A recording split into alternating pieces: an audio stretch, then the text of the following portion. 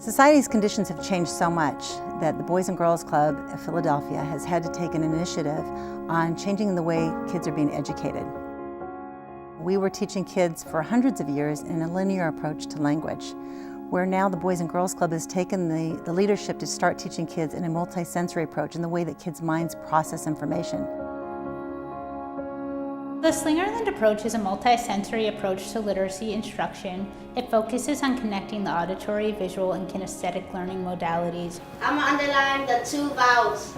Research shows that a lot of kids who are struggling to learn how to read have a disconnection between those modalities, and so what they see on the paper doesn't necessarily reflect what they see in their head. So Slingerland uses all 3 of those modalities at every point in learning to try to build a process. Class, my word is trumpet. Trumpet! Excellent. We just started training our staff in our Slingerland approach. During this training, you have to have kids involved in hands-on for the training piece. 3 weeks after the training was done, a 9-year-old little girl in West Kensington got on the corner, grabbed I think 10 to 15 of her friends and started teaching them what she was learning in our literacy initiative. Now this little girl was having problems and difficulties in school. She was at the verge of failing.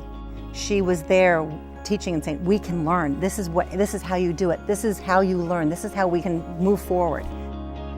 Education is the only chance that these kids have to escape the cycle of poverty. The neighborhoods that we serve, up to 65% of the youth live below the federal poverty line.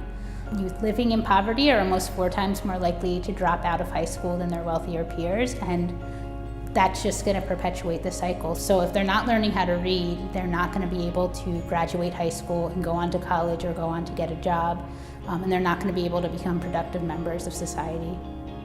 Our plans for the future for these kids are giving them a new environment, building a kids' campus in Germantown, where we have the land and we have the opportunity, and give them the literacy centers that they need, the kids' cafes to feed them, things that they need in their life to feel whole and feel good about themselves, and get them to college and get them on the road to being productive and responsible adults.